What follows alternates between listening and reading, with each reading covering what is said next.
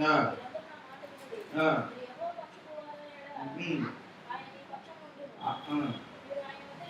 ఆయన మీరు ఆయనతో విచారణ చేసిన ఎడల ఆయన మీకు ప్రత్యక్షమగు.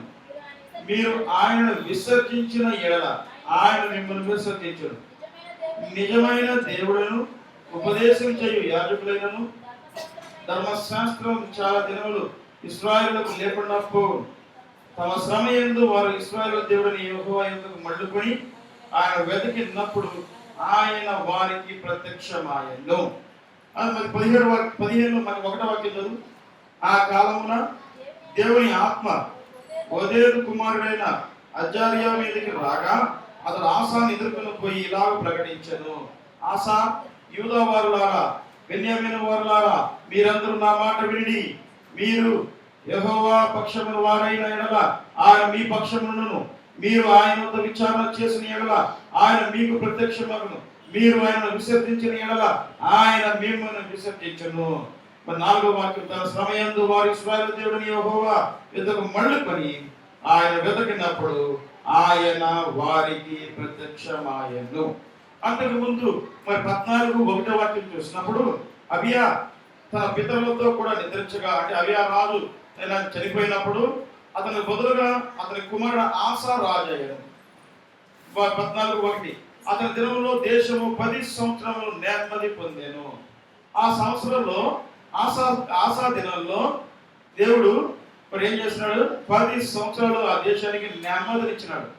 ఆసా తన దేవుడైన యెహోవా దృష్టికి అనుకూలంగా యథార్థంగా నడిచిన వాడై అన్య దేవతల బలిపీఠమును పడగొట్టి ఉన్నత స్థలమును పాడు చేసి ప్రతిమలను పగడగొట్టి దేవతా స్తంభములను కొట్టి వేయించి వారి పితరుల దేవుడైన యెహోవాను ఆశ్రయించుటకును ధర్మశాస్త్రమును విధిని బట్టి క్రియలు జరిగించుటకును యూదా వారికి ఆజ్ఞాపించి ఉన్నత స్థలములను సూర్య దేవత స్తంభములను యూదా వారి పట్టణాలన్నిటి నుండి తీసివేసి అతని ఏలుబడి అందు రాజ్యము నెమ్మదిగా ఉండెను. ఏమైంది? ఈ ఆశ మరి దినములలో 10 సంవత్సరాలు దేశమంతా నెమ్మదిగా ఉందంట. ఎందుకని? అతను ఆ దేశంలో విగ్రహాలను తీసివేసినాడు, దేవతా స్తంభాన్ని పగలగొట్టినాడు, పడేసి అక్కడ దేవునికి బలిపీఠం కట్టి అక్కడ దేవుడిని స్తుతించడం మొదలు పెట్టినాడు. కనుక ఆ దేశానికి దేవుడు ఏం చేసినాడు? నెమ్మది ఇచ్చినాడు. కనుక ఎవరైతే ఏ మనిషి అయితే వాళ్ళ జీవితంలో విగ్రహాలను తీసివేసుకొని దేవునితో ఉంటారో, దేవుని స్తుతిస్తూ ఉంటారో, దేవుని ప్రేమిస్తూ ఉంటారో వారి జీవితంలో నెమ్మదినిస్తాడు దేవుడు. ఎప్పుడు కూడా నెమ్మది కలిగి ఉంటారు. కనుక మరి ఆశ 10 సంవత్సరాలు. మరి 6వ వాక్యం చూడండి. ఆ సంవత్సరములలో ఆయనకి యుద్ధములు లేకపోవడం చేత దేశంలో నెమ్మది కలిగి ఉండెను. యెహోవా అతనికి విశ్రాంతి దయచేసి ఉండగా అతను యూదా దేశమున ప్రాకారం గల పట్టణములను కట్టించెను. ఏం చేశారంట? ఆ సంవత్సరంలో ఆయనకి యుద్ధములు లేకపోవడం చేత. యుద్ధాలు ఎందుకు వస్తాయి? దేవుని మీద నేను తిరుగుబాటు చేసినప్పుడు, దేవుని మాట నేను విననప్పుడు మన జీవితాల్లో యుద్ధాలు వస్తాయి, పోరాటాలు వస్తూ ఉంటాయి. మనం ఎవరితో పోరాడుతున్నాం? ఈ లోక సంబంధంతో పోరాడుతున్నాం. మరి ఇదిగో ఆ కాలంలో ఆసా దేవుని మాట విని దేవుని మాటకు లోబడినందువలన మరి దేవత విగ్రహాలను పగలగొట్టి ఆ దేశంలో ఏ విగ్రహాలు లేకుండా చేసినందువలన దేవుడు ఏం చేశాడు? ఆ సంవత్సరం అంతా 6 సంవత్సరాలకి యుద్ధాలు లేకోకుండా దేవుడు ఆ దేశాన్ని కాపాడినాడు. అందుకే విశ్రాంతినిచ్చినాడంట. నీకు నాకు విశ్రాంతి ఎక్కడ దొరుకుతుంది? దేవుని దగ్గరే నాకు విశ్రాంతి. నువ్వు ఎప్పుడైతే దేవుని మాట వింటావో, దేవుని మాటకు లోబడతావో అప్పుడే నీకు నాకు విశ్రాంతి కలుగుతుంది.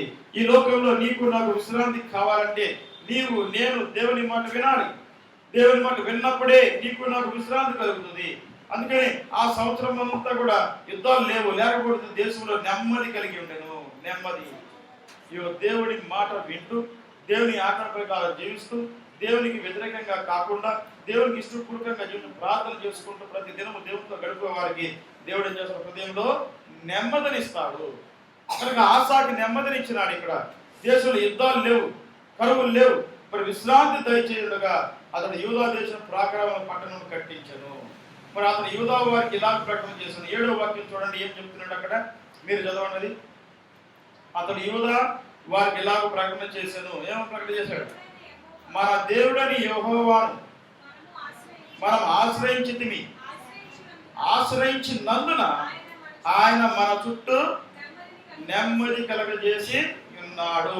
ఏమంటాడు? మళ్ళీ ఇంకోసారి చదవండి. మన దేవుడైన యెహోవాను మనము ఆశ్రయించితిమి, ఆశ్రయించినందున ఆయన మన చుట్టూ నెమ్మది కలగజేసి ఉన్నాడు. ఏమంటాడు ఇక్కడ?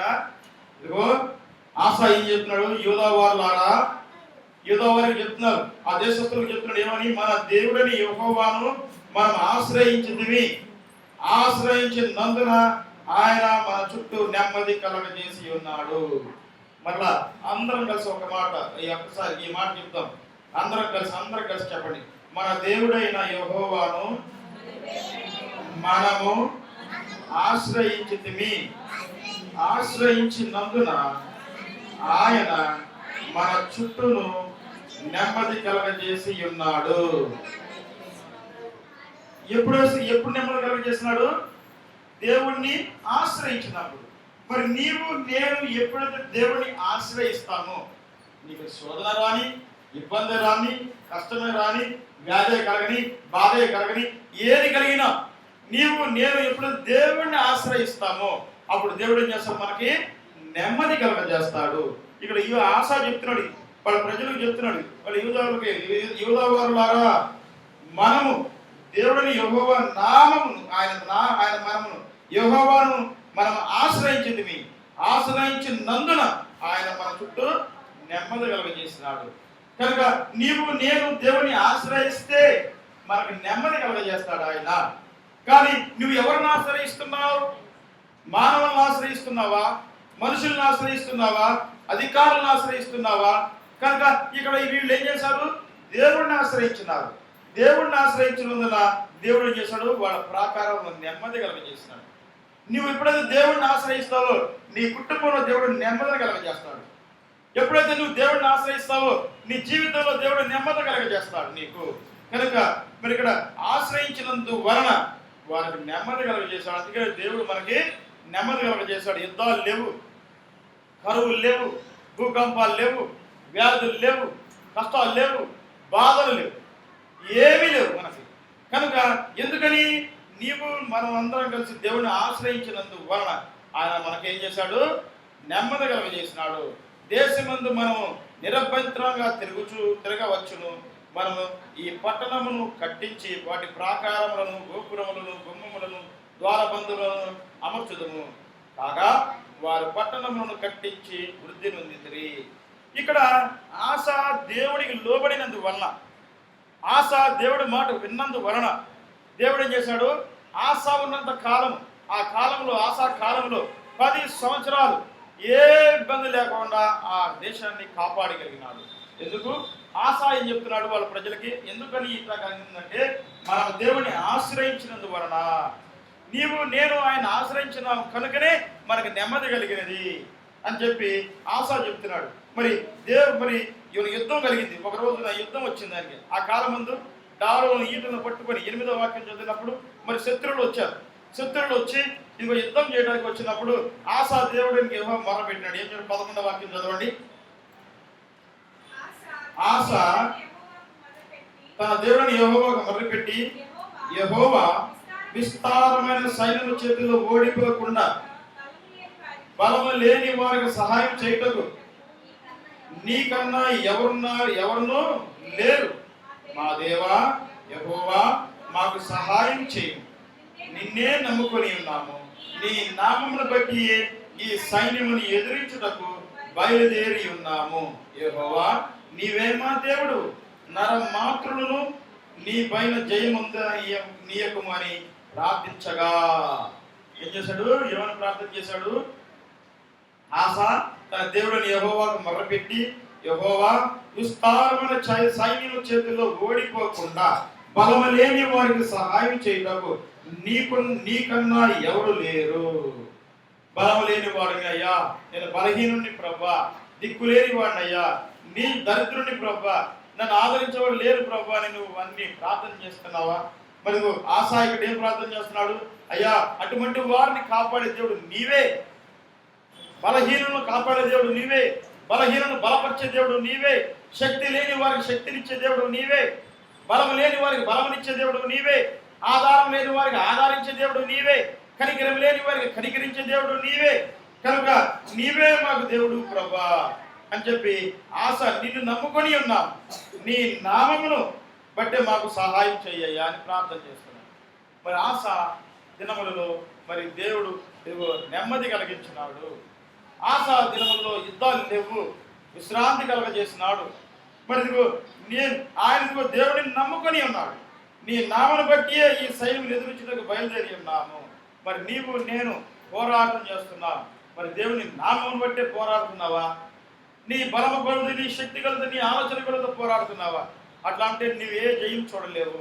నువ్వు ఎప్పుడైతే దేవుని నామము బట్టి పోరాడుతావో, దేవుని నామములో నువ్వు ఇదిగో శత్రువును జయించడానికి కూరుకుంటావో, అప్పుడు నువ్వు ప్రార్థన చేసినప్పుడు దేవుడు ఇదిగో నీకు సహాయం చేస్తాడు. అందుకని ఆశ ఇక్కడ ఏమనుకుని ప్రార్థన చేస్తాడు, తగ్గించుకొని తనను తాను తగ్గించుకొని ప్రార్థన చేస్తున్నాడు. ఏమంటున్నాడు? ఆశ తన దేవుడిని యెహోవాకు మొదలుపెట్టి, యెహోవా విస్తారమైన సైన్యం చేతిలో ఓడిపోకుండా బలము లేని వారికి సహాయం చేయటకు నీకన్నా ఎవరు లేరు. మా దేవా యెహోవా మాకు సహాయం చేయము, నిన్నే నమ్ముకొని ఉన్నాము. నీ నామమును బట్టి ఈ సైన్యమును ఎదిరించుటకు బయలుదేరి ఉన్నాము. యెహోవా నీవే మా దేవుడు, నరమాత్రుడు నీపై జయముందనీయకము అని ప్రార్థించగా అని ప్రార్థన చేస్తున్నాడు. మరి నీవు ఎప్పుడైనా ప్రభా ఈ సాతాను నుంచి నన్ను కాపాడయ్యా, నీవు తప్ప నన్ను కాపాడే దేవుడు ఈ లోకంలో ఎవరు లేరు ప్రభా, నీవు తప్ప నాకు సహాయం చేసే దిక్కు ఈ లోకంలో ఎవరు లేదు ప్రభా, అయ్యా నీవు సహాయం చేయకపోతే నాకు సహాయం చేసేది ఎవరు ప్రభా అని ఎప్పుడైనా నీవు నాకు ప్రార్థన చేసినావా? మరి ఆశ ఒక రాజు ఉండి అది ప్రార్థన చేస్తున్నాడు. కనుక నీవు నేను శత్రువును ఎదిరించాలంటే, ఈ లోకాన్ని జయించాలంటే, సాతానుతో పోరాడాలంటే, సాతాను నువ్వు జయించాలంటే నీవు నేను ప్రార్థన చేయాలి. ప్రార్థన ద్వారా తప్పే నీవు నేను దేనిలో ఈ లోకంలో దేన్ని జయించలేవు. నువ్వు ఏది చేయాలన్నా, ఏ కార్యం నీ జీవితంలో జరగాలన్నా కావాల్సింది ప్రార్థన. ఆ ప్రార్థన ద్వారా నువ్వు దేనిని చేయించగలవు. కనుక ఇదిగో ఎరుకో చెట్టులు, మరి ఎరుకోని ఏం చేశారు? వాళ్ళు ప్రార్థన ద్వారా జయించగలిగినారు. స్తుతులు, దేవుడిని స్తుతించడం వల్ల ఏమైపోయింది? ఎరుకో కూడా కూలిపోయినది.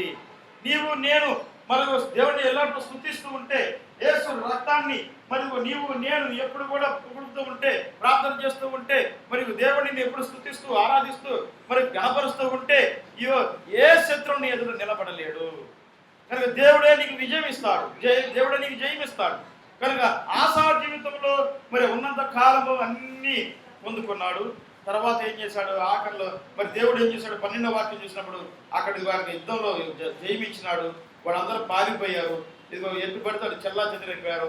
దేవుడు అంటే మరి ఆశ అంటే భయం పుట్టేటట్టు చేసినారు. తర్వాత ఆశ మరలా విగ్రహాలు, ఆ దేశంలో మరలా విగ్రహాలు పెట్టడం మొదలుపెట్టారు. అప్పుడు ఆ కాలం 15వ వాక్యం మొదటి వాక్యం చదవండి. ఆ కాలమున దేవుని ఆత్మ ఓదేదు కుమారుడైన అజర్యా మీదకి రాగా అతడు ఆశాను ఎదుర్కొని పోయి ఇలాగ ప్రకటించాను. ఇప్పుడు చదవండి. ఆశ, యూదా వారులారా, బెన్యామీను వారులారా, మీరందరూ నా మాట వినండి. మీరు యెహోవా పక్షము వారైన ఎడల ఆయన మీ పక్షం నుండును. మీరు ఆయనతో విచారణ చేసిన ఎడల ఆయన మీకు ప్రత్యక్షమగును. మీరు ఆయన విసర్జించిన ఎడల ఆయన మిమ్మల్ని విసర్జించును. అది అక్కర్లేదు. తమ శత్రువుల యందు తమ శ్రమల యందు వారి ఇశ్రాయేలు దేవుడిని యెహోవా యుద్ధకు మళ్ళుకొని ఆయన వెతికినప్పుడు ఆయన వారికి ప్రత్యక్షమాయెను. మరలా అంతకుముందు దేవుడు ఏం చేశాడు? ఆశా జీవితంలో ఎన్నో జయాలు ఇచ్చాడు, విశ్రాంతిని ఇచ్చినాడు. మరి ఏ కరువు లేదు, యుద్ధాలు లేదు, నెమ్మదిని ఇచ్చినాడు. జీవితంలో ఆ జీవితంలో నెమ్మది పొందుకున్నాడు. ఆయన నెమ్మదితో జీవిస్తున్నాడు. ఏ మనిషి అయితే దేవుడిని ఆశ్రయిస్తాడో, దేవుడిని నమ్ముకొని రక్షకుడుగా నువ్వు అంగీకరించి ఉన్నప్పుడు నీ జీవితంలో నెమ్మది కలిగిస్తాడు దేవుడు. నువ్వు నెమ్మదిగా జీవిస్తావు. ఈ లోకంలో నువ్వు సంతోషం ఇచ్చే దేవుడు ఆయనే. కనుక ఆశ దేవుడికి ఇష్టడుగా జీవించినందువల్ల ఏమైంది? ఆ 10 సంవత్సరాల వరకు నెమ్మది పొందాడు ఆయన.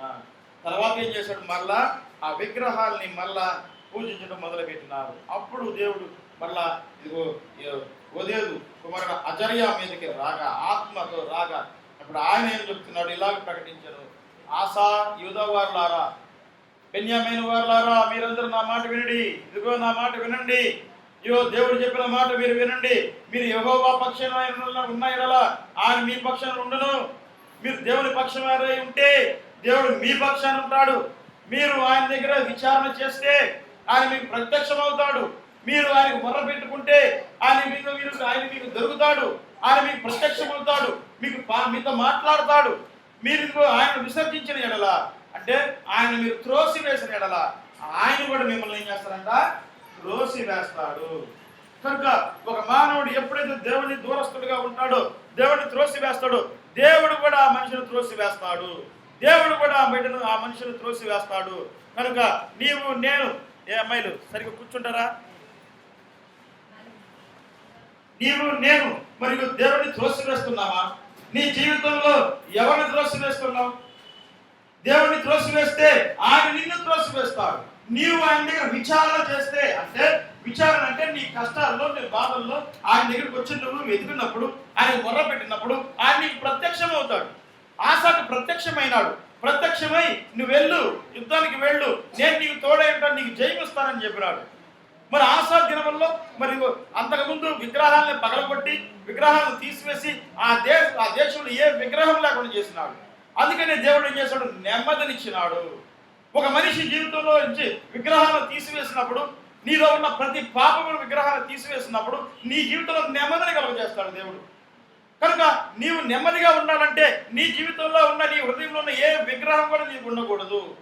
ఏ విగ్రహం ఉన్నది? తిండి అనే విగ్రహం ఉందా? నిద్ర అనే విగ్రహం ఉందా? మరి లోకాశ అనే విగ్రహం ఇందులో ఉందా? వ్యభిచారం అనేది ఉందా? త్రాగుడు అనే విగ్రహం ఉందా? ఏ విగ్రహం నీలో ఉన్నది?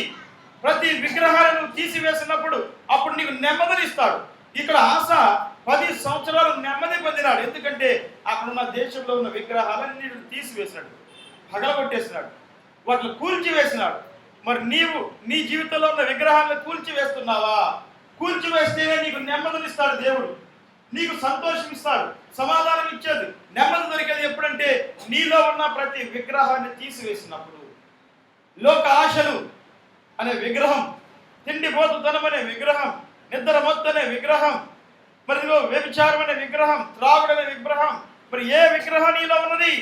అది ఈ మధ్యాహ్నం నిన్ను నువ్వు పరిశోధించుకో. ఆశ మరి ఇక్కడ తీసివేసినాడు. వాటిని ఎప్పుడైతే తీసివేసినాడో దేవుడు ఏం చేసినాడు? 10 సంవత్సరాలు నెమ్మదిని కలుగజేసినాడు. ఆయన జీవితంలో నెమ్మది కలుగజేసినాడు. ఎన్ని యుద్ధాలు వచ్చినా ఆ యుద్ధాల్లో జైలు చేసినాడు. ఎందుకంటే దేవుడికి ఇష్టడుగా జీవించినాడు. ఏ విగ్రహము ఆ దేశంలో లేకుండా చేసినాడు. కనుక దేవుడు ఏం చేసినాడు? అతనికి జయమిచ్చినాడు. మరలా తర్వాత ఆశా దేశంలో, ఆ దేశంలో మళ్ళా విగ్రహాలు మళ్ళా మొదలు పెట్టినారు. అప్పుడు దేవుడు మరి అజర్య కుమారుడైన ఆ ఓదేదు దగ్గరికి దీని ఆత్మ వచ్చి ఏం చెప్తుంది అక్కడ? ఆశా, యూదా వారులారా, మరి బెన్యామీను వారులారా, మీరందరూ నా మాట వినడి. మీరు యెహోవా పక్షము వారైన ఎడల ఆయన మీ పక్షము ఉండును. మీరు ఆయన యుద్ధ విచారణ చేసిన ఎడల ఆయన మీకు ప్రత్యక్షమవును. మీరు ఆయన విసర్జించిన ఎడల ఆయన మిమ్మల్ని విసర్జించు. ఆయన ఏం చేస్తానంటున్నాడు? మీరు ఆయన దగ్గరికి వస్తే ఆయన మీ పక్షాన, నువ్వు దేవుని పక్షాన ఉంటే ఆయన మీ పక్షాన ఉంటాడు. నీవు మరి సాతాను పక్షాన ఉంటే, నువ్వు విగ్రహాల లోకం పక్షాన ఉంటే ఇవి ఆయన నిన్ను త్రోసివేస్తాడు. నీవు ఆయన దగ్గర విచారణ చేస్తే ఆయన నీకు ప్రత్యక్షం అవుతాడు. అందుకనే విచారణ చేయాలి. అంటే దేవుని సన్నిధిలో గోజాడుకోవాలి. దేవుని సన్నిధిలో కూర్చొని గోజాడుకున్నప్పుడు ఆయన నీకు ప్రత్యక్షం అవుతాడు. ఆయన నీతో మాట్లాడతాడు. నీ ప్రత్యక్షం అయ్యి, నా కుమారుడా నేను నీకు తోడై ఉన్నాను, భయపడకు, నీకు సహాయం చేస్తాను నేను అని చెప్పి వాగ్దానం చేస్తాడు నీకు దేవుడు. ఆశా జీవితంలో మరి అలా చేసినాడు. మరి కానీ ఆశ మరలా అక్కడ తిరుగుబాటు చేసినాడు. విగ్రహాలను చేసిన వల్ల ఏమైంది? మరలా దేవుడు అక్కడ మరి పంపించి, మనుషులను పంపించి, తన ప్రవక్తను పంపించి హెచ్చరించినప్పుడు తమ శ్రమయందు వారు ఇశ్రాయేలు దేవుడిని యెహోవా యుద్ధకు మళ్ళుకొని ఆయన వెతికినప్పుడు ఆయన వారికి ప్రత్యక్షం. మరలా వాళ్ళు ఏం చేశారు? ఎప్పుడైతే ఈ ప్రవక్త వెళ్ళి చెప్పినాడో మరి వెంటనే వాళ్ళు ఏం చేశారు? దేవుని మరలా మలుకున్నారు. వాళ్ళ కష్టాలు వచ్చినాయి. ఎప్పుడైతే మళ్ళా విగ్రహాలు చేశారో, విగ్రహాలు పూజించడం మొదలు పెట్టినారో, ఎప్పుడైతే విగ్రహాలు తయారు చేసుకొని పూజించడం మొదలు పెట్టినారో వాళ్ళకి కష్టాలు వచ్చినాయి, శ్రమలు వచ్చినాయి, బాధలు వచ్చినాయి. మరలా ఎప్పుడైతే ఈ ప్రవక్త వెళ్ళి వాళ్ళు హెచ్చరించినాడో మరలా వాళ్ళు ఏం చేశారు? దేవుని వైపు తిరిగినారు. వాళ్ళ శ్రమ వైపు, తమ శ్రమని అందు వారి ఇశ్రాయేలు దేవుని యెహోవా వైపుకు మళ్ళుకొని ఆయన వెతికినప్పుడు ఆయన వారికి ప్రత్యక్షమాయను. మరి నీవు మళ్ళుకుంటున్నావా? ఎన్ని సంవత్సరాల నుంచి వాక్యం వింటున్నావు? ఎన్ని సంవత్సరాల నుంచి నువ్వు దేవుని సువార్త వింటున్నావు? మరలా నీవు ఎన్ని సంవత్సరాల నుంచి దేవుని మందిరానికి వస్తున్నావు, బలలో పాల్గొంటున్నావు, ఉపవాస పొడికలు చేస్తున్నావు, అన్ని చేస్తున్నావు. కానీ నీవు నీ శ్రమల యందు ఎందుకు ఈ శ్రమ వచ్చింది, ఎందుకు ఈ కష్టం వచ్చింది, ఎందుకు ఈ బాధ నాకు వచ్చిందని చెప్పి తిరిగి మరలా నువ్వు దేవుని దగ్గరికి వచ్చినావా? నువ్వు దేవుని దగ్గరికి వచ్చినావా? ఇక్కడ వీళ్ళు ఏమంటున్నారు? తమ శ్రమ యందు వారి ఇశ్రాయేలు దేవుడైన యెహోవా మళ్ళుకొని ఆయన వేడుకొనినప్పుడు ఆయన వారికి ప్రత్యక్షమయ్యాడు. మరి నీవు నేను కూడా దేవుని వైపు తిరిగి మరలా మన శ్రమలు కష్టాలు వచ్చినా ఆ కష్టాల్లో ప్రభువా ఈ కష్టాల్లో నేను ఉన్నానయ్యా, ఈ బాధల్లో నేను ఉన్నానయ్యా, ఈ వ్యాధిలో నేను ఉన్నానయ్యా, నన్ను క్షమించు అని నువ్వు తిరిగి ఆయన దగ్గరకు వచ్చి నేను పాపిని ప్రభువా అని నువ్వు అంటే ఆయన మరలా ఏం చేస్తాడు? నీ పాపాలు మరలా క్షమిస్తాడు. ఇక్కడ ఏం చేశాడు? వాళ్ళ ప్రత్యక్షమైనడు. వాళ్ళు వచ్చి ఎప్పుడైతే తిరిగి మరలా దేవుని దగ్గరికి వచ్చారు, మరలా దేవుడు వాళ్ళకి ప్రత్యక్షమైనడు. అందుకని దేవుని యొక్క కోపం నిమిషం మాత్రమే ఉంటుంది. నీవు నేను పాపం చేసినప్పుడు ఆ పాపం చేసిన క్షణంలోనే దేవునికి కోపం ఉంటుందట, తర్వాత ఆయన కోపం ఉండదట. కనుక ఆయన ఆశీర్వాదం శాశ్వతం తరతరాలు ఉంటుంది, ఆయన కోపం నిమిషం మాత్రమే ఉంటుంది. అందుకనే ఈ భూలోకంలో నీవు నేను ఇంకా బ్రతికి ఉన్నాం, ఆయన ఉగ్రతను నీవు నేను చూడకుండా ఇంకా ఉన్నాం. కారణం ఏంటంటే ఆయన కోపం నిమిషం మాత్రమే ఉంటుంది. కనుకనే నీవు నేను బ్రతుకున్నావు. నీ సొంత బలం మీదో, లేదా నువ్వు మంచి తిండి తింటాం వల్ల, లేదా నువ్వు రోజు మాంసం కొరకు తింటాం వల్ల నువ్వు బలంగా ఉండి బ్రతకట్లా. దేవుని కృపను బట్టే నువ్వు నేను బ్రతుకుతున్నావు, దేవుని దయను బట్టే నీవు నేను జీవించుచున్నాము. కనుక ఇదిగో వాళ్ళ శ్రమ యందు వారి ఇశ్రాయేలు దేవుడు అంతకు ముందేమో వాళ్ళు దేవుడు చెప్పినట్టు విన్నారు. విన్నందువల్ల దేవుడు ఏ యుద్ధాలు లేవు, వాళ్ళ హృదయం ప్రశాంతంగా ఉన్నది, నెమ్మది కలగజేసినాడు. వాళ్ళ జీవితాల్లో నెమ్మది ఇచ్చినాడు, వాళ్ళ జీవితంలో సుఖం ఇచ్చినాడు, వాళ్ళ జీవితంలో సౌఖ్యం ఇచ్చినాడు, అన్నీ ఇచ్చినాడు. తర్వాత మరణ వాళ్ళు ఈ సుఖాన్ని సౌఖ్యానికి అలవాటు పడి ఏం చేశారు? మరలా మెల్లిగా విగ్రహానికి వైపు తిరిగినారు. అప్పుడు మరలా దేవుడు వాళ్ళని ఇదిగో శోధించినాడు, మరలా శ్రమలు వచ్చింది, మరలా వాళ్ళు ఇదిగో దేవుడు మరలా వాళ్ళని ప్రేమించినాడు. కనుక దేవుడు మనం ప్రేమిస్తున్నాడు కనుక ప్రతి దినము సువార్త ప్రకటించబడుతుంది. ఎందుకు? ఆ సువార్తను బట్టి నీవు మారతావని. మరి ఇక్కడ ఇదిగో మరలా దేవుడు ఇదిగో మరి ప్రవక్తలు ఉదయం పంపించి మరి ఇదిగో ఆయన ఇదిగో ఇక్కడికి మళ్ళా వాళ్ళు హెచ్చరింపజేసినాడు, హెచ్చరించినాడు. హెచ్చరింపజేయగా వాళ్ళు ఏం చేస్తారు? మరలా తిరిగినారు దేవుడు వైపు, మరలా మళ్ళుకున్నారు దేవుని దగ్గర, మరలా తిరిగి వచ్చేసినారు. రాగానే మరలా దేవుడు వాళ్ళకి ప్రత్యక్షమైనాడు. నీవు నేను కూడా తిరిగి మరలా మన పాపాలు వదిలిపెట్టుకొని తిరిగి దేవుని దగ్గరికి వస్తే ఆయన మనకు ప్రత్యక్షం అవుతాడు, ఆయన మనల్ని రక్షిస్తాడు. కనుకనే ప్రతి దినము నీకు సువార్త ప్రకటించబడుతుంది. కనుకనే ప్రతి దినము నీవు సువార్త నీవు నేను వింటున్నావు. ఎందుకనంటే నీవు నేను మారాలని, తిరిగి మరలా ఆయన సన్నిధిలోకి రావాలని, ఆయనను ఆశీర్వదించాలని, నీతో మాట్లాడాలని ఆయన కోరుకుంటున్నాడు, నీతో సహవాసం చేయాలని కోరుకుంటున్నాడు. కానీ నీవు నేను మరి ఎవరి సహవాసం కోరుకుంటున్నావు? లోక సహవాసం కోరుకుంటున్నావా? మరి లోక సహవాసం కోరుకుంటే లోక స్నేహము దేవునికి విరోధం అన్నాడు. లోకము దేవునికి వైరం కలిగిస్తుంది. ఈ లోకం ఎవరికి? సాతాను లోకంలో నీవు నేను కనుక ఇది విరోధి లోకం. ఈ లోకము దేవునికి విరోధమైనది కనుక ఆ విరోధులైన సాతాను లోకంలో నీవు నేను ఉన్నాం. కనుక నీవు మరలా తిరిగి మళ్ళుకుంటే, మరలా నువ్వు తిరిగి నువ్వు దేవుని దగ్గరికి వస్తే మరలా నీకు ప్రత్యక్షం అవుతాను అంటున్నాడు. ఆయన నిన్ను రక్షిస్తానంటున్నాడు, నిన్ను క్షమిస్తాను, నిన్ను క్షమించి నేను ఆశీర్వదిస్తాను, దీవిస్తాను, మరలా నీకు తిరిగి నేను నెమ్మదిని ఇస్తాను అంటున్నాడు. మరి నెమ్మది కావాలా నీకు? మరి ఆశ కాలంలో మరి నెమ్మది నీకు ఆశ ఏం చెప్తున్నాడు ఇక్కడ? యూదా వారికి ఏం చెప్తున్నాడు ఆయన? మన దేవుడైన యెహోవాను మనం ఆశ్రయించింది. అందుకనే ఆయన ఏం చేశాడు? ఆశ్రయించినందున ఆయన మన చుట్టూ నెమ్మది కలగజేసినాడు. ఒక మనిషి ఎప్పుడైతే దేవుడిని ఆశ్రయిస్తాడో అప్పుడే ఆ మనిషికి నెమ్మది కలిగిస్తాడు దేవుడు. నెమ్మది వస్తుంది నీకు. ఎందుకంటే నువ్వు ఆశ్రయించావు కనుక నీ చుట్టూ దేవుడు చేస్తాడు, దూతలు కావలిస్తారు. యెరూషలేము చుట్టూ పర్వతంలో ఉన్న రీతిగా నీ చుట్టూ దేవుడిలో తన అగ్ని కంచెలు దయచేస్తాడు. కనుక నీవు ఆశ ఏం చెప్తున్నాడు ఇక్కడ? ఇదిగో నీవు నేను మన దేవుడైన మనం అతడు యూదా వారికి ఇలా ప్రకటన చేశాడు, మన దేవుడైన యెహోవాను మనం ఆశ్రయించింది కనుక ఆశ్రయించినందున ఆయన మనకు చుట్టూ నెమ్మది కలగజేసినాడు. నువ్వు దేవుణ్ణి ఆశ్రయించినావా?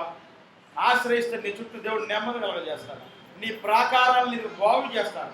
పడిపోయిన నీ జీవితాన్ని, చెడిపోయిన నీ కుటుంబాన్ని, చెడిపోయిన నీ బ్రతుకును ఆయన బాగు చేస్తాడు. బాగు చేసి నీకేం చేస్తాడు? నెమ్మదిని కలగజేస్తాడు. అందుకని దేవుడిని ఆశ్రయించినారు కనుక దేవుడు వాళ్ళకి నెమ్మది కలగజేసినాడు. మరి ఈ మధ్యాహ్నం నువ్వు దేవుడిని ఆశ్రయిస్తావా? నీకు నెమ్మది కావాలి అని అంటే నువ్వు దేవుడిని ఆశ్రయించాలి. నేను ఎప్పుడైతే దేవుడిని ఆశ్రయిస్తావో అప్పుడే మనకు నెమ్మది. దేవుళ్ళలోనే నెమ్మది ఉన్నది, దేవుళ్ళలోనే సంతోషం ఉన్నది, దేవుళ్ళలోనే సమాధానం ఉన్నది. నీకు ఎక్కడికి వెళ్ళినా సంతోషం రాదు, సమాధానం రాదు. ఎక్కడికి వెళ్ళి వెతుకు, ఎక్కడన్నా వెతుకు, నువ్వు ఎక్కడ సంతోషం రాదు. వెళ్ళు. మరి చాలా మంది మరి తీర్థయాత్రలు కానీ పురాణాల ప్లేసులు కానీ వెళ్ళి అక్కడికి వెళ్ళి ఏదో తలనీలాలని కొబ్బరికాయలు కొట్టి వస్తూ ఉంటారు. మరి నెమ్మది దొరికిందా వాళ్ళకి? ఒక అతను వెళ్ళొచ్చాడు, ఒక బ్రాహ్మణ్ వెళ్ళి వచ్చి ఆయన ఏం చెప్పాడంటే ఆయన రక్షణ పొందినాడు. దేవుడిని తెలుసుకున్న తర్వాత, అయ్యా నేను ఎక్కడెక్కడో తిరిగాను, ఏమేమో చేశాను, ఎందరికో బ్రొక్కాను, సంతోషమైనది నాకు ఎక్కడ దొరకలేదు అయ్యా, సమాధానం నాకు దొరకలా. కాశీ వెళ్ళి ముడుపు చెల్లించరావయ్యానంటే ఎక్కడి నుంచి తల మీద నేను ఇదిగో అది మూట మోసుకుంటా వెళ్ళి అక్కడికి వెళ్ళి కాశీకి వెళ్ళాను అయ్యా. అక్కడ ఇదిగో కానుకలు సమర్పించాను, కొబ్బరికాయలు కొట్టాను, మరి ఇదిగో ఆ ముడుపు చెల్లించాను. మరి ఇదిగో ఆ నీళ్ళల్లో మునిగితే, కాశీలో మునిగితే పాపాలన్నీ పోతాయి అన్నారు. కానీ పాపాల సంగతి దేవుడే కానీ నాకు అనేకమైన జబ్బులు వచ్చినాయి అయ్యా, అనేకమైన రోగాలు వచ్చినాయి అంట. రోగాలు ఏంటండి? మరి అందరూ వెళ్తున్నారు కదా, అన్ని లక్షల మంది రోజు వెళ్తున్నారు, వెళ్ళి మునిగి వస్తున్నారంటే అయ్యా రోగాలు తెచ్చుకుంటున్నారు అక్కడికి వెళ్ళి. ఎందుకనంటే అక్కడే పాసలు పోతున్నారు, అక్కడే ఎరుగుతున్నారు, అక్కడే మళ్ళీ గొడ్లు కడుగుతున్నారు అయ్యా, అన్ని చేస్తున్నారు. ఆ నీళ్ళన్నీ కొట్టుకొస్తున్నాయి, ఆ నీళ్ళలో లేచి మునుగుతున్నాము. మరి ఏమవుతుంది? రోగాలు వస్తున్నాయి. కనుక ఎక్కడికో వెళ్ళి నువ్వు రోగాలు కొనుక్కొచ్చుకుంటున్నావు, ఎక్కడికో వెళ్ళి మరి నువ్వు ఏం చేసుకుంటున్నావు? జబ్బులు కొనుక్కొచ్చుకుంటున్నావు. ఎక్కడికో నువ్వు వెళ్ళక్కర్లా, ఇక్కడే ఉండి నీ ఇంట్లోనే ఉండి నీ హృదయపూర్వకంగా కన్నీరు కాచి ప్రార్థన చేసి నీ పాపాలు ఒప్పుకుంటే దేవుడు ఇదిగో నీకు నెమ్మదినిస్తాడు, నీ ప్రాకారంలో నెమ్మది కలగజేస్తాడు. అందుకని నీకు సంతోషం, సమాధానం, నెమ్మది ఇక్కడే ఉన్నది, ఎక్కడో లేదు. నువ్వు అక్కడెక్కడో ఎదుగుతున్నావు, నీకు తెలియక ఎదుగుతున్నావు, తెలిసి కూడా నువ్వు ఎదుగుతున్నావు. అందుకనే నువ్వు ఎన్నడో నెమ్మది పొందుకోలేకపోతున్నావు. ఆశ మరి నెమ్మది పొందిన 10 సంవత్సరాలు నెమ్మది పొందిన ఆ దేశంలో నెమ్మది కలిగించాడు దేవుడు. యుద్ధాలు లేవు, శోధనలు లేవు. మరి యుద్ధాలు ఎప్పుడు వస్తాయి? శోధనలు కష్టాలు ఉన్నప్పుడే వస్తాయి. కనుక బాధలు లేవు, శోధనలు లేవు, ఏమీ లేవు. ఎందుకు? దేవుణ్ణి ఆశ్రయించినారు కనుక. నేను దేవుణ్ణి ఆశ్రయిస్తే మన జీవితంలో నెమ్మది కలిగిస్తారు. శోధనలు వస్తాయి, ఈ శరీరంతో ఉన్నంత కాలం కష్టాలు శోధనలు వస్తూనే ఉంటాయి, వ్యాధులు బాధలు వస్తూనే ఉంటాయి, సిగ్గులు అవమానాలు కలుగుతూనే ఉంటాయి. కానీ నువ్వు దేవుణ్ణి ఆశ్రయించిన కనుక, ఆయన నువ్వు నమ్మిక ఉంచుకున్నావు కనుక వాటన్నింటి నుంచి నీకు దేవుడు విడుదల ఇస్తాడు. కనుక నేను మరి ఆశావలి మరి మన జీవితంలో విగ్రహాన్ని తొలగించుకొని నెమ్మది కావాలని కోరుకుంటున్నావా? నెమ్మది కావాలని కోరుకుంటున్నావా? మరి మరలా ఇక్కడ వాళ్ళు మరి విగ్రహారాధన చేయడం వల్ల ఏమైంది? మరలా వాళ్ళకి శ్రమలు వచ్చినాయి. మరలా వాళ్ళు ప్రవక్తలు పంపించినప్పుడు మరలా మరి తిరిగి దేవుని దగ్గరికి వచ్చినారు, నెమ్మది పొందుకున్నారు. మరి ఈ మధ్యాహ్నం వాక్యం వింటున్న నీవు తిరిగి దేవుని దగ్గరికి వస్తావా? తిరిగి నువ్వు దేవుని సన్నిధిలోకి వస్తావా? నీ పాపాలు ఒప్పుకొని పశ్చాత్తాపడతావా? మరి నీతిమంతుడు లేడు, ఒక్కడు లేడని దేవుడు చెప్తున్నాడు. మరి నేను నీతిగా లేవు, యథార్థత లేదు, మనలో నీతి లేదు, మనలో మంచి లేదు. కనుక ప్రతి దినము నేను మన పాపాలు ఒప్పుకొని పశ్చాత్తాపడాలి. కనుక నీవు ఒప్పుకుంటే నీకు నెమ్మది కలిగిస్తాడు, నీ కుటుంబంలో నెమ్మది కలుగుతుంది, నీ ప్రాకారంలో నెమ్మది ఇస్తానంటున్నాడు ఆయన. కనుక నువ్వు తిరిగి వస్తావా? మరి 8వ వాక్యం చూడండి. ఇక్కడ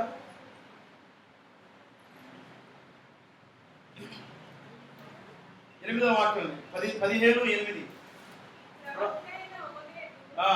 ప్రవక్త అయిన ఓదేదు ప్రవచించిన ఈ మాటలు ఆశ వినినప్పుడు అతడు ధైర్యం తెచ్చుకొని యూదా బెన్యామీను దేశమంతటి నుండి ఎఫ్రాయిం మన్యములో తాను పట్టుకున్న పట్టణంలో నుండి హేయములైన విగ్రహములన్నిటిని తీసివేసి యెహోవా మంటపము ఎదుట నుండి యెహోవా బలిపీఠము మరలా కట్టించెను.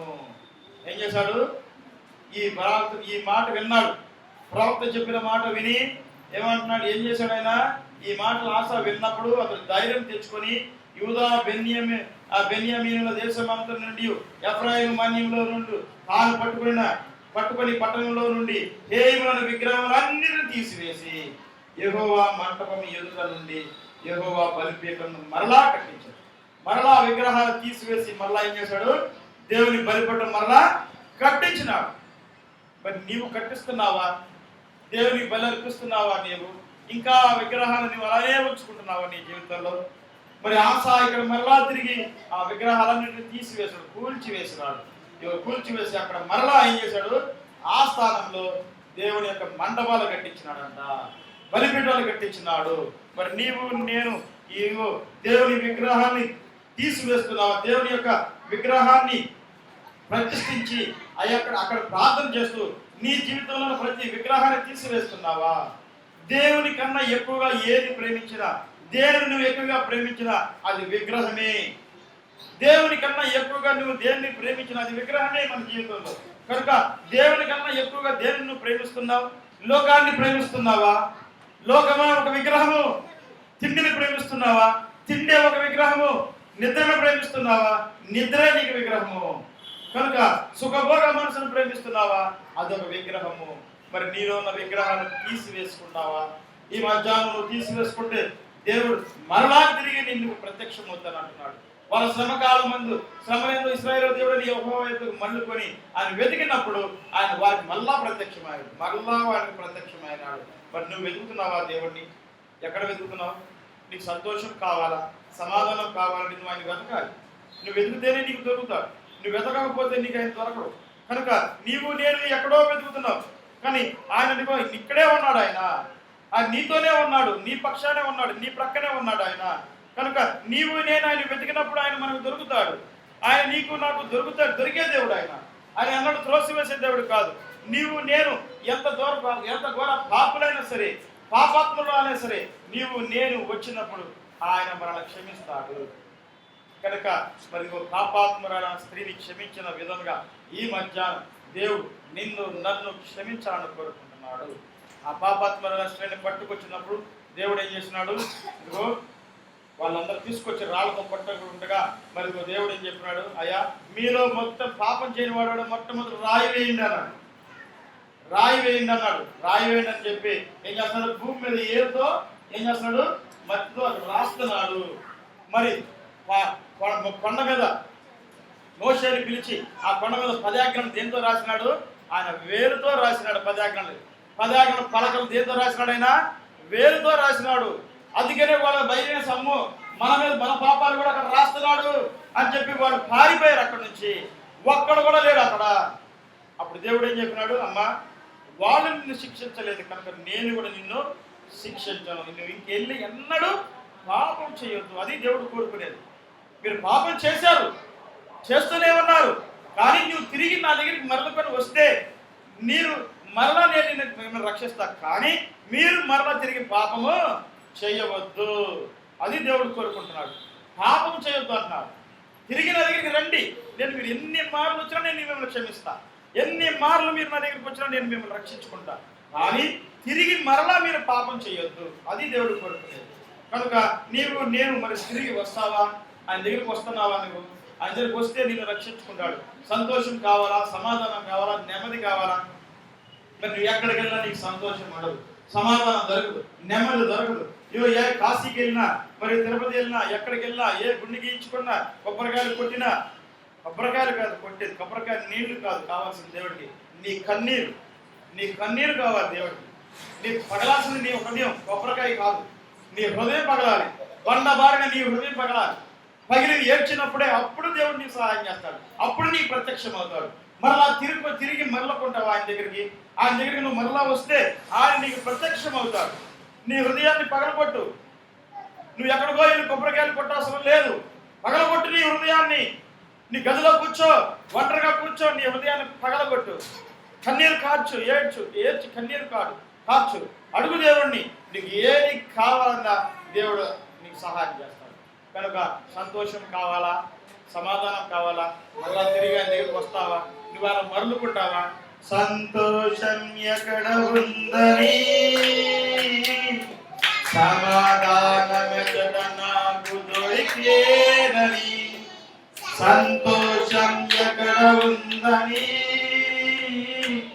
సమాధానం ఎక్కడ నాకు దొరికేనని, జగమంతా వెతికాను, జనులందరిని అడిగాను, జగమంతా వెతికాను, జనులందరిని అడిగాను, చివరికది నీలోనే కనుగొన్నాను. ఎంత మంచి దేవుడవయ్యా యేసయ్యా, చింతలని తీరేనయ్యా నిన్ను చేరినా, నా చింతలని తీరేనయ్యా నిన్ను చేరినా. సంతోషం ఎక్కడ ఉందని, సమాధానమెచట నాకు దొరికేనని, జగమంతా వెతికాను, జనులందరిని అడిగాను, జగమంతా వెతికాను, జనులందరిని అడిగాను, చివరికది నీలోనే కనుగొన్నాను. ఎంత మంచి దేవుడవయ్యా యేసయ్యా, చింతలని తీరేనయ్యా నిన్ను చేరినా, నా చింతలని తీరేనయ్యా నిన్ను చేరినా. ప్రేమనేది ఎక్కడ ఉందని, క్షమనేది ఎక్కడ నాకు దొరికేనని, ప్రేమనేది ఎక్కడ ఉందని, క్షమనేది ఎక్కడ నాకు దొరికేనని, బంధువులలో వెతికాను, స్నేహితులను అడిగాను, బంధువులలో వెతికాను, స్నేహితులను అడిగాను, చివరికది నీలోనే కనుగొన్నాను. ఎంత మంచి దేవుడవయ్యా యేసయ్యా, చింతలని తీరేనయ్యా నిన్ను చేరినా, నా చింతలని తీరేనయ్యా నిన్ను చేరినా. సత్యమనేది ఎక్కడ ఉందని, నిత్య జీవమెచట నాకు దొరికేనని, సత్యమనేది ఎక్కడ ఉందని, నిత్య జీవమెచట నాకు దొరికేనని, ఎందరికో మృత్యాను ఏమేమో చేశాను, ఎందరికో మృత్యాను ఏమేమో చేశాను, చివరికది నీలోనే కనుగొన్నాను. ఎంత మంచి దేవుడవయ్యా యేసయ్యా, చింతలని తీరేనయ్యా నిన్ను చేరినా, నా చింతలని తీరేనయ్యా నిన్ను చేరినా. మనం చేరుతావా దేవుని దగ్గరికి? నీ చింతలన్నీ బాపే దేవుడు ఆయనే, సత్యములు చూపించే దేవుడు ఆయనే, నిత్య జీవించే దేవుడు ఆయనే, సంతోషమిచ్చే దేవుడు ఆయనే, సమాధానం నెమ్మదించే దేవుడు ఆయనే. నువ్వు ఆయన వైపు వస్తావా? ఆయన వైపు తిరుగుతావా? నువ్వు తిరిగితే ఆయన నీతి పక్కన తిరుగుతాడు, నీతో తిరుగుతాడు, ఆయన నీ పక్షాన్ని తిరుగుతాడు. అందుకనే ఇక్కడ ఏమన్నాడు? ఆశాయుధ వర్లారా, మీరందరూ మాట వినుడి, మీరు యెహోవా పక్షాన ఉన్న ఎడల ఆయన మీ పక్షాన ఉంటాడు, మీరు ఆయన పక్షాన లేని ఎడల ఆయన మిమ్మల్ని కూడా విశ్రదిస్తాడు, మీతో ఉండడు. మీరు ఆయన దగ్గర విచారణ చేస్తే ఆయన మీకు ప్రత్యక్షం అవుతాడు. మరి నేను మరి ఈ మధ్యాహ్నం నేను ఆయన దగ్గర విచారణ చేస్తున్నావా? ఆయన దగ్గర ఆయన నీకు ప్రత్యక్షం అవ్వాలని కోరుకుంటున్నాడు, నిన్ను చూడాలని, నువ్వు ఆయన చూడాలని కోరుకుంటున్నాడు. మరి ప్రభువా నీవు నాకు కావాలయ్యా, నన్ను దర్శించయ్యా, నన్ను ఒకసారి కనపడయ్యా నాకు అని మాటలు ఎప్పుడైనా అడిగినావా నీవు? కనుక నీవు ఆయన పక్షాన ఉంటే ఆయన నీ పక్షాన ఉంటాడు, నువ్వు ఆయన దగ్గరికి వస్తే ఆయన నీ దగ్గరికి వస్తాడు, నువ్వు ఆయన దగ్గరికి రాకపోతే ఆయన నీ దగ్గరికి ఎన్నడూ కూడా రాడు. కనుక ఆయన రాకపోతే నీ జీవితం వ్యర్థం, నీ జీవితంతో గుడ్డి సున్నానే. దేవుడు లేని జీవితం గుడ్డి సున్నా. దేవుడు లేకపోతే క్రైస్తవుల జీవితంలో మరి క్రీస్తు లేకపోతే గుడ్డు సున్నాయి. ఆ సున్నాలో ఉన్నావా నీవు? మరి గుడ్డు సున్నాలో ఉన్నావా? క్రీస్తుని కలిగి ఉన్నావా? క్రీస్తుని కలిగి ఉంటే నీకు క్షేమము, నీకు లాభము. కనుక నీవు నేను మరి ఎలా ఉన్నావు, నిన్ను నువ్వు పరిశోధించుకో. యాకోబు పత్రిక 4:8 వాక్యం చదువుతాం. యాకోబు పత్రిక 4:8 వాక్యం చదువుతాం.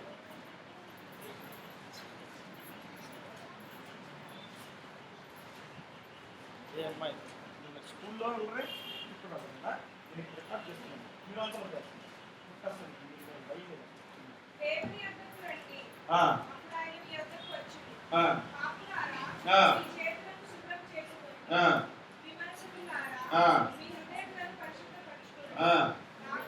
వ్యాకులపడుడి, దుఃఖపడుడి, ఏడుబడి, మీ నవ్వు దుఃఖమునకును మీ ఆనందము చింతకునకును మార్చుకొనడి. ఆనందిస్తున్న ఈ లోకంలో రేపొద్దు నువ్వేమవుతావు? అక్కడ దుఃఖపడతావు. అందుకని ఇక్కడే వ్యాకులు పడమంటున్నాడు, ఇక్కడే దుఃఖించమంటున్నాడు. క్రీస్తు కొరకు, పరలోక రాజ్యం కొరకు ఇక్కడే నువ్వు దుఃఖపడమంటున్నాడు. ఇక్కడే మీరు వ్యాకులు పడండి అంటున్నాడు. మీ హృదయాన్ని పరిశోధించుకోండి అంటున్నాడు. మీ హృదయాన్ని శుభ్రం చేసుకోండి అంటున్నాడు. మీ హృదయాన్ని మీరు దేవుని ఎదుగు రండి, అప్పుడు ఆయన మీ ఎదుగు వచ్చును. పాపులారా మీ చేతులను శుభ్రంగా చేసుకోండి. ద్విమనస్కులారా అంటే రెండు మనసులు కలిగి ఉన్నవారా, అంటే ఒక లోకము సగమేమో దేవుడు, సగము దేవుడు సగము లోకం కావాలనుకునే వాళ్ళలారా. సగము లోకంలో ఉండాలి, ఈ లోకం దీవెనలు పొందుకోవాలి, ఆశీర్వాదాలు పొందుకోవాలనుకుంటా ఉన్నారా. మరి కొంచెమేమో దేవుడు ఉండాలా, దేవుడి దగ్గరికి ఆశీర్వాదాలు వస్తాయి. కనుక ఆయన కావాలనుకున్నా, రెండు కావాలనుకుంటే కుదరదు. ఏదైనా ఒకటే. దేవుడా, లోకమా, పరలోకమా, నరకమా, ఆశీర్వాదమా, శాపమా, ఏదైనా రెండే మనలో ఉంది. మనకి ఇచ్చాడు దేవుడు. ఆ చాయిస్ నీది నాదే. నీవు నేనుగా ఎన్నుకోవాలి, నీవు నేను చూసుకోవాలి. కనుక ఇక్కడ ఏమంటున్నాడు? దేవుని యొద్దకు రండి, అప్పుడు ఆయన మీ యొద్దకు వచ్చును. పాపులారా మీ చేతులను శుభ్రం చేసుకొని, ద్విమనస్కులారా మీ హృదయములను పరిశుద్ధపరచుకొనుడి. వ్యాకులపడుడి, దుఃఖపడుడి, ఏడుబడి, మీ నవ్వు దుఃఖమునకును మీ ఆనందము చింతనకు మార్చుకోండి. ఏమంటున్నాడు? వ్యాకుల పడమంటున్నాడు, దుఃఖపడండి అంటున్నాడు, ఏడవమంటున్నాడు. మీ నవ్వు దుఃఖమునకును మీ ఆనందము చింతనకు మార్చుకోమంటున్నాడు. మీ ఆనందం ఏమంటున్నాడు? మీ నవ్వు దుఃఖానికి మార్చుకోమంటున్నాడు. ఇక్కడ నువ్వు నవ్వుతావు, రేపు నార్మల్గా ఏడుస్తావు. ఇక్కడ ఎవరైతే దుఃఖంతో ఉంటారో, ఎప్పుడు విచారం, ఎప్పుడు దుఃఖంతో ఉండి దేవుని సన్నిధిని వెతుకుతూ ఉంటారో, ఎప్పుడు దేవునిలో ఉంటారో వారు ఇదిగో రేపు పరలోకంలో నవ్వుతారు, అక్కడ సంతోషిస్తారు. ఇక్కడ నువ్వు సుఖభోగ మనసు కలిగి త్రాగి నిష్టానుసారం జీవించి సంతోషంగా ఉండి నువ్వు హేళన చేసుకుంటూ నవ్వుకుంటూ ఉన్నావా, రేపొద్దున నార్మల్లో నువ్వు ఏడుస్తావు. అందుకని ఇగో దేవుడు ఏమంటున్నాడు? దేవుని యొద్దకు రండి, అప్పుడు ఆయన మీ యొద్దకు వచ్చును. ఆయన మీ దగ్గరికి వస్తాడు. ఆయన నీ దగ్గరికి వస్తే ఏం చేస్తాడు? ఏమిస్తాడు? సంతోషం ఇస్తాడు, సమాధానం ఇస్తాడు, నెమ్మదిని ఇస్తాడు. మరి నీకు ఏది కావాలంటే అది నీకు ఇస్తాడు. మరి నువ్వు అదే దేవుని దగ్గరికి రాకోకుండా నీవు ఇష్టానుసారం జీవిస్తే సంతోషం ఉండదు, సమాధానం ఉండదు, నెమ్మది ఉండదు, ఏమి ఉండదు ఈ లోకంలో. నువ్వు అన్నీ పోగొట్టుకున్న వాడు అయిపోతావు. కనుక దేవుని ఎదుగు రండి, ఎప్పుడైనా మీ ఎదుగు వచ్చును. పాపులారా మీ చేతులను శుభ్రం చేసుకుని, ద్విమనస్కులారా మీ హృదయములను పరిశుద్ధపరచుకుని. పరిశుద్ధపరచుకుంటున్నావా? నీ హృదయాన్ని పరిశుద్ధపరచుకుంటున్నావా? కనుక హృదయం అన్నిటికన్నా మోసకరమైనది, అది ఘోరమైన వ్యాధి కాదు. అందుకనే ప్రతి దినము నీవు నేను మన హృదయాన్ని పరిశోధించుకోవాలి, పరిశుద్ధంగా చేసుకుంటూ ఉండాలి. అందుకనే నీవు నేను పరిశుద్ధపరచుకుంటున్నావా నీ హృదయాన్ని? లేదు, నేను చేసేదే న్యాయం, నేను చేసేదే కరెక్ట్ అని చెప్పి ఇంకా నిన్ను మోసగించుకుంటున్నావా? ఇంకా నిన్ను మోసపరుచుకుంటున్నావేమో, నిన్ను ఒకసారి పరిశోధించుకో. కనుక మీ హృదయములను పరిశుద్ధపరచుకోండి అంటున్నాడు ఆయన. పరిశుద్ధపరచుకుంటావా నీ హృదయాన్ని? నీ హృదయం ఎలా ఉందో నీకు తెలుసా? నీ హృదయం ఏ స్థితిలో ఉందో నీకు తెలుసా? నీ హృదయం ఏ స్థితిలో ఉంటుందో నీకు తెలుసా? నీకు అన్నీ తెలుసు. నీకు నాకు తెలుసు. మనం ఎలా జీవిస్తున్నామో, ఎలా ప్రవర్తిస్తున్నామో, ఎలా మాట్లాడుతున్నామో, మనం ఎలా జీవిస్తున్నామో అన్నీ మనకు తెలుసు. కానీ మనం ఏం చేస్తున్నాం? భక్తిని నటన చేస్తున్నాం, భక్తి పరులమని నటన చేస్తున్నావు, నటిస్తున్నావు. కనుక దానివల్ల నీవే మోసపోతావు. కనుక దేవుడు వెక్కిరింపబడడు. గుర్తుపెట్టుకోండి, దేవుడు ఎన్నడూ కూడా వెక్కిరించబడడు. నీవు నేనే వెక్కిరించబడతాం. మనం చేసే క్రియలను బట్టి, మనం ఇదిగో మరి మనుషులు చూడట్లేదు, మనుషులకు తెలియదులే అనుకుని నీవు నేను జీవించే జీవితాన్ని బట్టి మనం విక్రించబడతాం. కనుక నేను మరి దేవుని దగ్గరికి వస్తావా? నీవు ఆయన దగ్గరికి వస్తే ఆయన నీ దగ్గరికి వస్తానంటున్నాడు. మొదటి దినవృత్తాంతంలో 28:9 కూడా చూడండి. మొదటి దినవృత్తాంతంలో 28:9.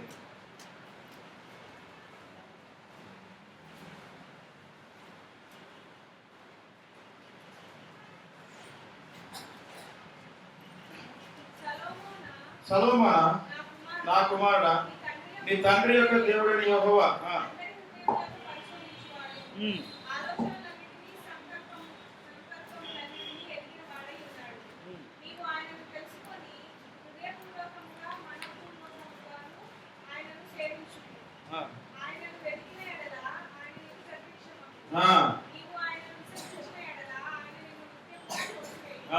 ఎట్లాగా నీవు ఆయన విసర్జించిన ఎడల ఆయన నిన్ను నిత్యముగా, అంటే ఎప్పటికి కూడా ఏం చేస్తాడ?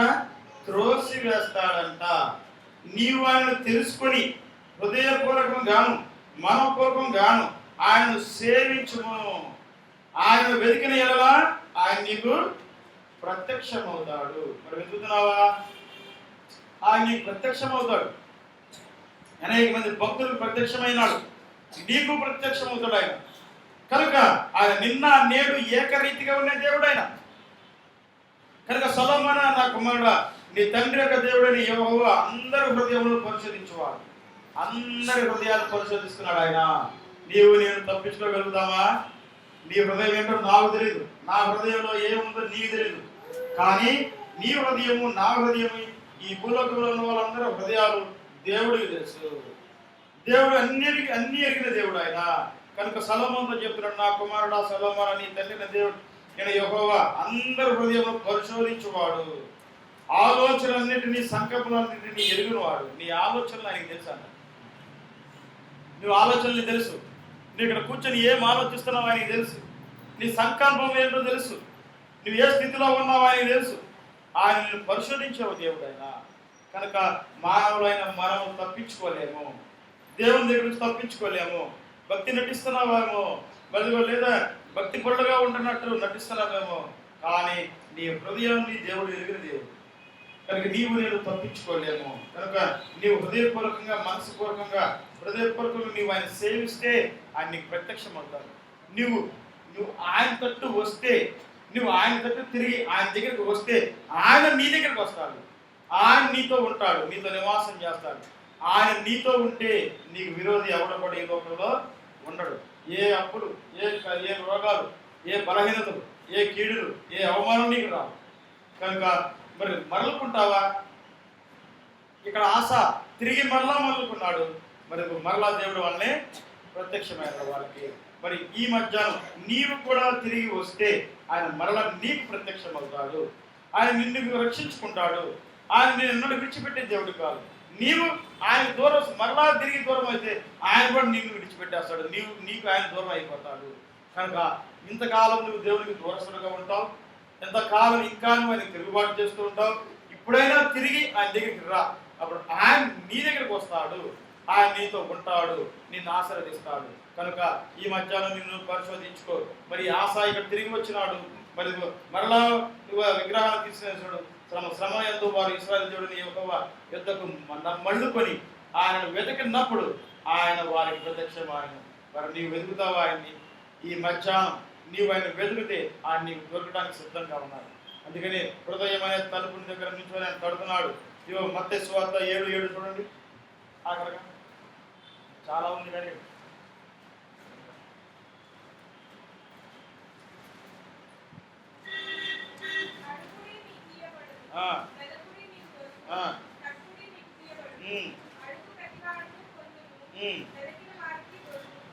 ఏమంటాడు? అడుగుడి మీకు ఇయ్యబడను, అడిగితే ఇస్తానంటున్నాడు. వెతుకుడి మీకు దొరుకును, వెతికితే దొరుకుతానంటున్నాడు ఆయన. తట్టుడి మీకు తీయబడను, తడితే మీకు తీస్తానంటున్నాడు. నా మీ హృదయాన్ని తీస్తానంటున్నాడు ఆయన. ఇవి నువ్వు తీస్తే నీ హృదయాన్ని ఆయన తడుతున్నాడు. ప్రతి దినం నీ హృదయం తెలుగు తడుతున్నాడు. నువ్వు కానీ తీస్తే ఆ నీ హృదయంలోకి వస్తాడు. ఆయన వస్తే ఇక నీకు పేదరికం ఉండదు, కష్టాలు ఉండవు, శోధనలు ఉండదు, నువ్వు ధనవంతుడు ఆశీర్వదించబడతావు. ఆశా జీవితంలో ఎలా నెమ్మది పొందుకున్నాడో ఇవో అటువంటి నెమ్మది నీ జీవితంలో ఉంటుంది. ఎప్పుడైతే ఒక మనిషి హృదయంలో దేవుడు వస్తాడో, నువ్వు ఎప్పుడైతే దేవునికి నీ హృదయంలో స్థానం ఇస్తావో, చోటు ఇస్తావో, ఆ హృదయంలో ఆ జీవితము ఎప్పుడు నెమ్మది కలిగి ఉంటుంది. ఏ యుద్ధాలు ఉండవు, ఏ కరువులు రావు, ఏ తెగులు రావు, ఏ రోగాలు రావు, ఏ శోధనలు రావు, ఏ కష్టాలు రావు. మరి అట్లాగా నీకు దేవుడు ఇస్తాడు. దేవుడు దీవిస్తాడు కనుక అడిగితే నీకు ఇస్తాను అంటున్నాడు. అడిగితే నీకు ఇవ్వబడును, వెతకడే నీకు దొరుకును, తట్టుడే నీకు తీయబడును. అడుగు ప్రతి వాడికి పొందును, వెతక వానికి దొరుకును, తట్టు వానికి తీయబడును. వెళ్తావా మరి ఈ మధ్యాహ్నం? మరి నీవు వస్తావా తిరిగి ఆయన దగ్గరికి? ఆయన దగ్గర నువ్వు వస్తే ఆయన నీ దగ్గరికి వస్తానంటున్నాడు. ఆయన నీతో ఉంటానంటున్నాడు. నీకు మళ్ళా సంతోషం ఇస్తానంటున్నాడు. నువ్వు పోగొట్టుకున్నదంతా తిరిగి నీకు ఇస్తానంటున్నాడు. ఏబుకి అలాగే ఇచ్చినాడు. మరి ఏబు పోగొట్టుకున్నదందరికీ మళ్ళీ తిరిగి ఎంతలు ఇచ్చినాడు. మరి నీకు కూడా అలా ఇస్తాడు. కనుక నువ్వు తిరిగి వస్తావా? ఇంకెంతకాలం ఆయనతో దూరంగా ఉంటావు, ఎంతకాలం విరోధంగా ఉంటావు, పై భక్తులు అలవర్చుకుంటున్నావు. లోతైన భక్తుల్లోకి రా, లోతైన అనుభవంలోకి వెళ్ళు. ఇంకా నువ్వు లోతులోకి వెళ్ళే పొందుకు లోతైన దీవెనలు, లోతైన ఆశీర్వాదాలు పొందుకుంటావు. ఇంకా లోతైన దీవెనలు నువ్వు చూడగలుగుతావు. కనుక ఈ మధ్యాహ్నం మరలా తిరిగి నువ్వు వస్తానంటే ఆయన ప్రేమతో ఆహ్వానిస్తున్నాడు. ఇప్పుడే నిన్ను ప్రేమిస్తున్నాను, నేను నిన్ను ప్రేమిస్తున్నానయ్యా, నువ్వు నా దగ్గరకు వస్తే నేను నిన్ను ఆహ్వానిస్తున్నానని యువత చేతులు చాపి నిన్ను పిలుస్తున్నాడు. ఆయన యువత కరాలు చేస్తున్నాడు, చేతులు చాపి నిన్ను ఆహ్వానిస్తున్నాడు తన జీవితంలోకి. నువ్వు వస్తావా? నీ జీవితాన్ని ధన్యకరంగా చేయాలని చూస్తున్నాడు ఆయన. నువ్వు ఆయన దగ్గరకు వస్తే నీ బ్రతుకునే మార్చేస్తాడు అంటున్నాడు. నీకు సంతోషం ఇస్తానంటున్నాడు, సమాధానం నెమ్మదిని ఇస్తానంటున్నాడు. మరి నువ్వు వస్తావా? ప్రార్థన చేసుకుందాం. మరి ఇదిగో నిన్ను నువ్వు పరిశోధించుకో. ఇదిగో ఏదో ఆయన ఆశా మళ్ళా తిరిగి ఇదిగో దేవుని వైపు చూసినప్పుడు దేవుడు ఆయనకు మళ్ళా ప్రత్యక్షమైనాడు. ఆశా ఇదిగో మళ్ళా తిరిగి దేవుని దగ్గరికి వచ్చినప్పుడు ఇదిగో దేవుడు ఆయనకు ప్రత్యక్షమైనాడు. నీకు ప్రత్యక్షం అవ్వాలని చూస్తున్నాడు. మరి నీవు తిరిగి వస్తావా? ఆయన సన్నిధిలోకి రావడానికి నీకు ఇష్టపడుతున్నావా? ఆయనతో ఉండాలని, ఆయనతో సహవాసం చేయాలని ఆశ నీకు ఉన్నదా? మరి ఎంతకాలం నీ పాపంలో ఉంటావు? రా, నువ్వు ఎవరైనా సరే, ఎట్టి స్థితిలో ఉన్నా సరే, ఎంత ఘోర పాపివైనా సరే, ఆయన నిన్ను ప్రేమిస్తానంటున్నాడు. ఆయన నీకు సహాయం చేస్తానంటున్నాడు. కనుక నువ్వు వస్తే ఆయన నిన్ను ప్రేమిస్తాడు. ఆయన వస్తే ఆయన నిన్ను ఆశీర్వదిస్తానంటున్నాడు. కనుక మరి ఈ మధ్యాహ్నం నిన్ను పరిశోధించుకో. ఆశ ఇదిగో దేవుడు ఇదిగో ఇష్టాలుగా జీవించినాడు, ఇష్టపూర్తిగా జీవించినాడు, ఇష్టడుగా జీవించినాడు. కనుక ఆ హృదయంలో నెమ్మదినిచ్చినాడు, ఆ దేశంలో నెమ్మదినిచ్చినాడు. అందుకని యూదా వారులారా, మనం దేవుని వారిని నమ్ముకున్నాం కనుక ఇదిగో ఆయన మనల్ని ఇదిగో రక్షించినాడు అంటున్నాడు. మనకి ఇదిగో మనసు, మన హృదయానికి నెమ్మది ఇచ్చినాడు అంటున్నాడు. మరి నీవు ఆయన ఆశ్రయిస్తున్నావా? దేవుని ఆశ్రయిస్తున్నావా? మనుషులను ఆశ్రయిస్తున్నావా? మరి ఇదిగో నిన్ను నువ్వు పరిశోధించుకో. ప్రభా, మీకు వందనాలు, స్తుతులు, స్తోత్రం చెల్లించుకున్నాం. ప్రభా, ఈ వాక్యం ద్వారా మాతో మాట్లాడినందుకు వందనాలు. ఈ వాక్యం ద్వారా ప్రతి బిడ్డలు మీరు దర్శించండి ప్రభా. అయా, ఇంకా ఎవరైతే మీకు వ్యతిరేకంగా ఉన్నారో ప్రభా, వారందరూ ఎప్పుడే ఈ క్షణంలోనే మీ వైపు తిరిగింది ఆయన. అయా, మిమ్మల్ని ఇదిగో ప్రభా స్తుతించి, ప్రేమించి, ఆరాధించి ఇదిగో మిమ్మల్ని మీరు ప్రత్యక్షమై వారితో మాట్లాడినట్టు సహాయం చేయండి ప్రభా. మీరు ప్రతి బిడ్డలు దర్శించండి ప్రభా. అయా, ఇదిగో మా ఎవరైతే అడుగుతారో నేను ఇస్తానంటున్నావు ప్రభా. అయా, ప్రతి వారు కూడా ప్రభా మీరు నాకు కావాలి ప్రభా అని అడిగి ప్రభా మిమ్మల్ని పొందుకునే కొరకు భాగ్యం మాకు దయచేయండి. ఆశాకి ఇచ్చిన నెమ్మదిని మాకు దయచేయండి.